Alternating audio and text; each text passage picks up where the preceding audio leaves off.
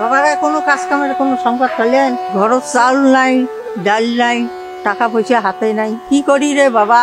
মাগো, আব্বা মরি যাওয়াতে কত মানুষের কাছে কামের জন্য গেনুম, কাইয়া তো কাম কাজ কিচ্ছু দিলে না। এখন কি করি কত? বাবা আরে থাকিস, তুই ঘর হাতে আইসম। যা। এই যে বাবা, এই যে আংটি, এই যে নাও। মা, এটা তো আব্বার আংটি, এটা কি করিম? বাবা এই আংটিতে তবে এই যে বেঁচে কিছু একটা ব্যবস্থা। মাগো, আব্বার এই আংটিটা শেষ স্মৃতি, এইটাও শেষ পর্যন্ত আমাকে বিক্রি করে দিয়ে জীবন বাঁচান আগে। কি করবো এলা, অভাবী সংসার, বেচাই নাকি? যা বেঁচে আইনি।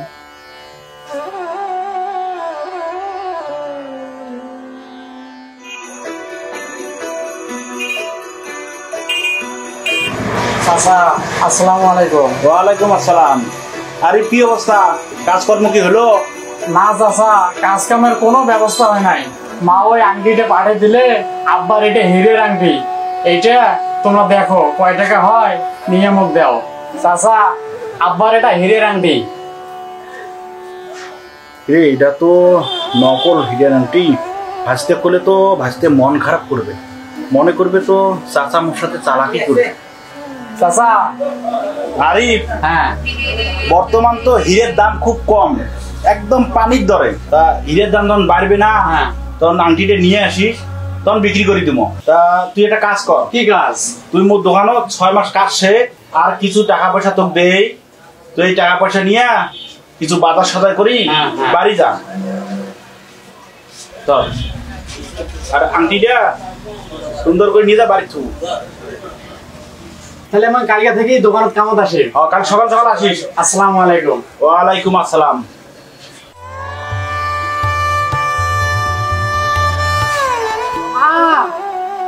মাগো, বাবা আংটি বেচাছি না চাচা, আংটি বিক্রি করবে দেয় নাই। এলা বলে হীরের দাম খুব কম।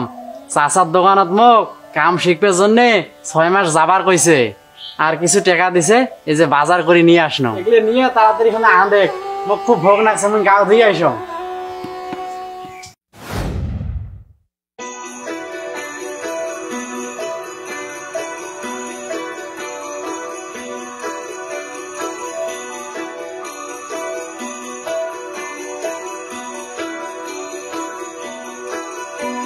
আরে এখন তো মোটামুটি ভালোই কাজকর্ম শিখছিস, পাইস।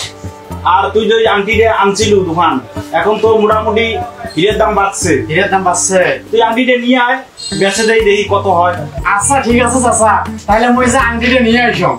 আচ্ছা ঠিক আছে, তাড়াতাড়ি আসিস। ঠিক আছে। আচ্ছা, এটা যে নকল হীরের আংটি, তোর আমাকে এটা আগে কর নাই কে? আচ্ছা বাবা শোন, একটা কথা কম। যখন নিয়ে আসছিলু আমি তো দেখছি, তাই না? তুই যখন নিয়ে আসছিলু মুই জানো এটা তোর নকল আংটি। মুই যদি তখন কোনো এটা নকল আংটি, তাহলে তুই মোক কিন্তু ভুল বুঝলু হয়। তাহলে তখন তুই করলু হয় চাচা মোক ঠকাইছে।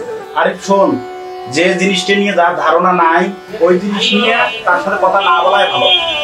ও চাচা, ঠিকই কইছে, মুই বুঝবার পাইছাম। ও কি আর করবো, কাজ কাম তো শিখছিস, আর মোর দোকানও তুই থাকবে পাইস, অন্য কারো দোকানও থাকবে পাইস, আর নিজেও দোকান দিবে পাইস।